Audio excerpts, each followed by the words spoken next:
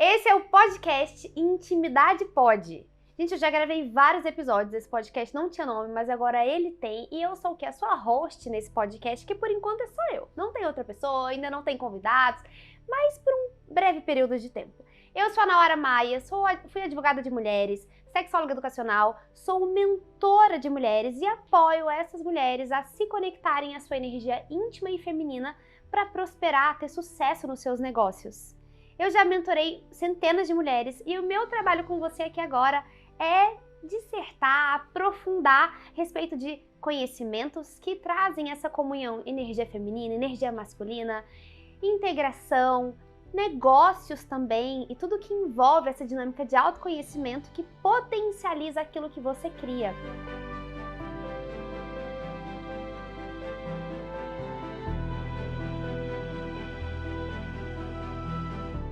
E qual é o nosso objetivo de hoje? Qual que é o meu objetivo de hoje com você? Meu objetivo de hoje é trazer vai ser quase um poema, vai ser quase uma poesia esse podcast. Eu vou falar hoje sobre primavera e tudo que conecta essa primavera íntima à ordem e ao seu fluxo natural de movimentar, prosperar e enriquecer aquilo que você cria. Certa vez eu estava num processo terapêutico como cliente. E aí, ali, a minha terapeuta me fez uma pergunta. Ela falou assim, Nora, você sabia que para os japoneses, eles partem de uma premissa que Deus mora na beleza? Eu achei aquilo muito forte, muito profundo. E eu me lembrei de uma experiência que eu vivenciei na infância, em que meus pais a gente era muito, muito, muito pobre. A gente morava numa casa extremamente pobre na região periférica de Goiânia.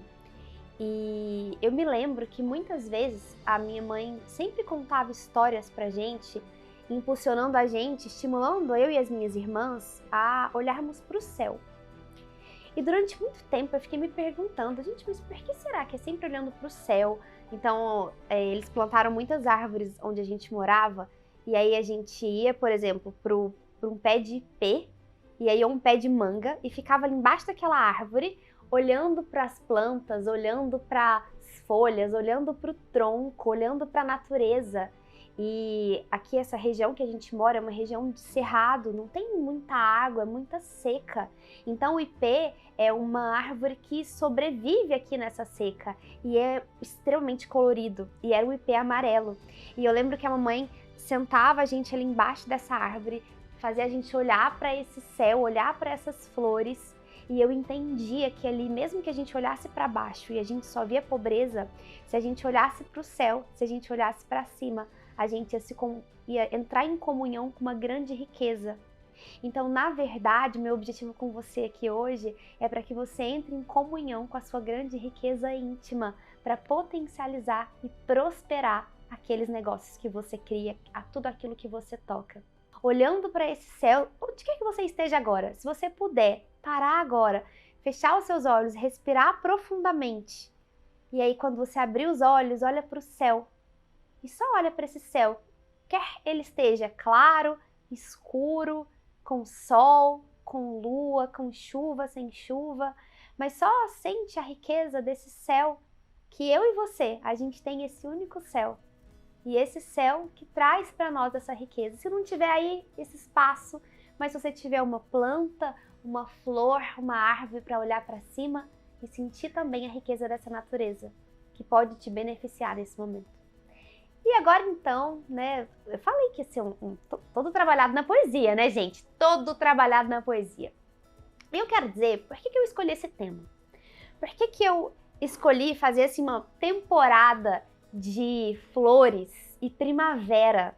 Você vai perceber que esse e os próximos podcasts vão ter bem essa pegada, sabe? De tronco, de fortaleza, de estrutura, de florescimento. Por que eu escolhi trazer isso para você? De novo, vivenciei uma história, tô cheia de história, mas eu vivenciei uma história, uma experiência há 2 anos atrás, em que eu tava ali organizando, eu ia lançar um curso que já vinha se consolidando há algum tempo. Eu já lançava esse curso a cada 2, 3 meses eu abria novas turmas desse curso, e eu tinha feito ali um evento de lançamento. Na época eu fazia muitos eventos de lançamento para lançar determinados cursos. E aí, um dia anterior a abrir carrinho ali, a fazer as vendas abrir efetivamente essa turma e vender os tickets desse curso, eu vivenciei uma experiência bem dolorosa, que foi um aborto. A perda da minha filhinha Clara.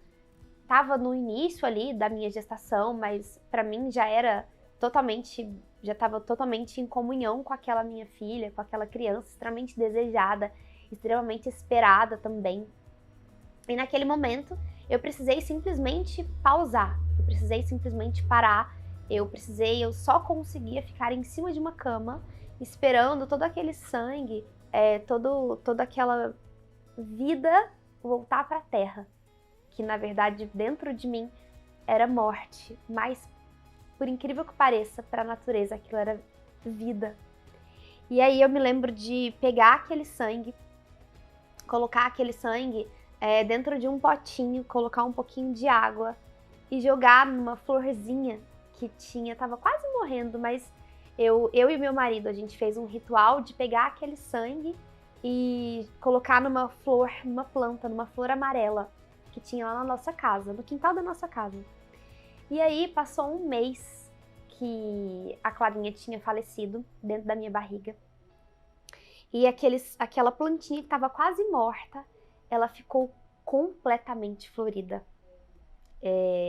O falecimento dela foi no dia 1º de agosto. E ali em setembro, no dia 1º, 2 de setembro, aquela planta estava completamente florida e ela estava quase morta antes. E eu me lembro que passaram-se 3 semanas e eu consegui voltar, retomar aquele lançamento, mas agora numa outra forma, num outro formato totalmente diferente. E eu dei o nome de Florescer, porque para mim era esse lugar, o florescer de um luto que eu estava vivenciando e ao mesmo tempo oferecer vida, a vida que eu consegui oferecer para as mulheres que estavam ali acompanhando e que entrariam também nessa turma desse curso. Então, essa história que eu te contei é para dizer para você que as dores que você vivenciam, elas realmente são legítimas. Não é coisa da sua cabeça, sabe? Não é mimimi, não é excesso de drama. Às vezes tem muito drama, mas isso não é um problema. É uma emoção que precisa de espaço para existir. E quando você tem um espaço seguro para que essa emoção possa fluir, você está dando espaço para a sua energia feminina se movimentar e crescer dentro de você. E essa segurança para o fluxo íntimo dessa energia feminina, ela vem da estrutura que essa energia masculina gera para... E pausa no assunto que eu tava para mostrar aqui, Baby João que veio mamar.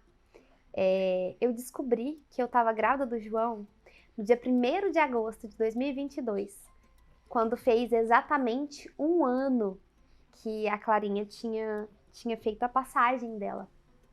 E então, esse baby, que é uma grande vida em movimento, que também nutre a minha vida de muito amor, é resultado de uma permissão para deixar a vida florescer dentro e fora de mim também. É óbvio que cada pessoa tem o seu tempo de gestar, cada pessoa reconhece as necessidades do seu corpo, reconhece as necessidades das intervenções necessárias também para uma gestação, mas eu não estou falando disso. Dentro desse tempo íntimo que eu estava vivenciando também em família, chegou esse meu tempo aqui com o meu baby, de colocar essa vida no mundo. E eu me lembro quando eu descobri que eu estava grávida, foi muito, muito forte, muito simbólico para mim, porque na manhã do dia 1º de agosto, eu me lembro que eu passei a manhã inteira deitada na cama chorando essa passagem de 1 ano. E aí, à tarde daquele mesmo dia, eu resolvi caminhar no parque próximo à minha casa. E quando eu estava caminhando, me veio uma intuição de passar numa farmácia e comprar um teste e fazer esse teste. E aí eu super incrédula, peguei esse teste, fiz o teste ali e não deu nada, assim, apareceu um risquinho só. E aí eu joguei fora esse teste, eu já tinha feito outros testes, eu já tenho outros filhos. E aí eu joguei fora esse teste, e aí eu falei, deixa eu olhar de novo esse teste que tá ali dentro do lixo. Eu sei que tem um tempo que espera, mas os meus outros testes foram muito rápidos, os resultados eu só joguei fora.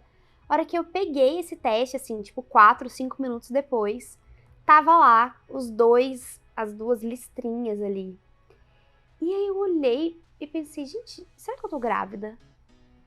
E eu chorava, assim, eu chorava sem parar, eu tava ali sentada no vaso, chorando sem parar.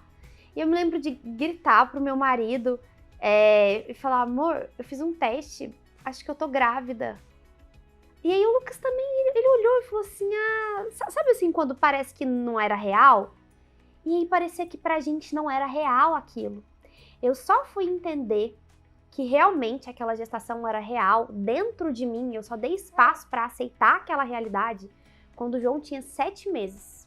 E eu precisei passar por um procedimento cirúrgico de emergência. Quando eu senti que aquela vida poderia morrer, eu entendi que aquilo era real. Olha que curioso esse movimento. Eu tive uma morte dentro de mim anterior. E quando a vida chegou, eu não achei que ela fosse real. Então eu pergunto para você, quantas vezes na sua vida você criou algo que era completamente incrível, vivo, íntimo, verdadeiro, coerente com a sua própria essência? Mas porque você teve lutos anteriores, fracassos anteriores, perdas anteriores, você não acreditou que aquilo era real e não se permitiu usufruir daquela nova realidade, ou não se permitiu usufruir daqueles novos resultados. E aí, quando você se percebe quase perdendo aquilo que você se dedicou tanto a construir, você se percebe ou perdendo uma relação, ou você se percebe perdendo algo que era importante para você, ou você se percebe perdendo você mesma, de si mesma, você cai ali numa real e fala, pera, o que eu tô fazendo? Então agora, nesse momento, eu quero que você pense aí com você.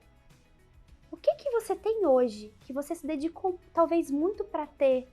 Podem ser ideias, projetos que ainda estão no papel, podem ser relações afetivas ou podem ser relações de trabalho, que talvez você não se dedique ou não ache que isso é real, porque você teve uma perda anterior, ou uma quebra de confiança anterior, ou você se sentiu traída anteriormente.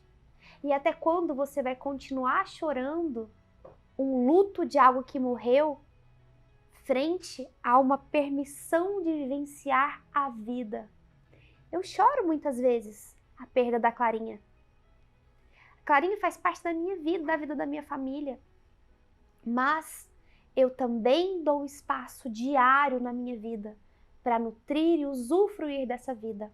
Então, quando a gente vai para pega isso e leva essa mesma história, encaixa essa mesma história na perspectiva do seu negócio, quais são as ideias que estão aí que você não permite que elas floresçam? Porque a semente, quando vai nascer, ela precisa de impulso. Tem raiva, tem ira, tem força, tem masculino e tem feminino, voltando ao assunto que eu estava então anteriormente. Tem energia masculina e tem energia feminina. A energia masculina que penetra e essa energia feminina que faz fluir, que faz florescer, que faz se movimentar dentro de você. Então, quando você mata uma semente, quando você não deixa a semente, não deixa que essa semente nasça, você, ou talvez porque você não acredita nela, ou talvez porque você não acredita em você que plantou, ou você acha que você tem um dedo podre. Também acontece, né? Eu tenho um dedo podre para tal pessoa, eu tenho um dedo podre para plantas, eu tenho um dedo podre para a vida. Na verdade, você está dizendo para você o quê? Eu tenho um dedo podre para criação, para fluir. Mas você nasceu pronta. Você nasceu pronta. E reconhecer isso em você é extremamente potente. e muito, muito, muito poderoso. E é isso que eu vou falar no próximo Intimidade Pod, sobre florescer e também respeitar e nutrir o tempo dessa semente.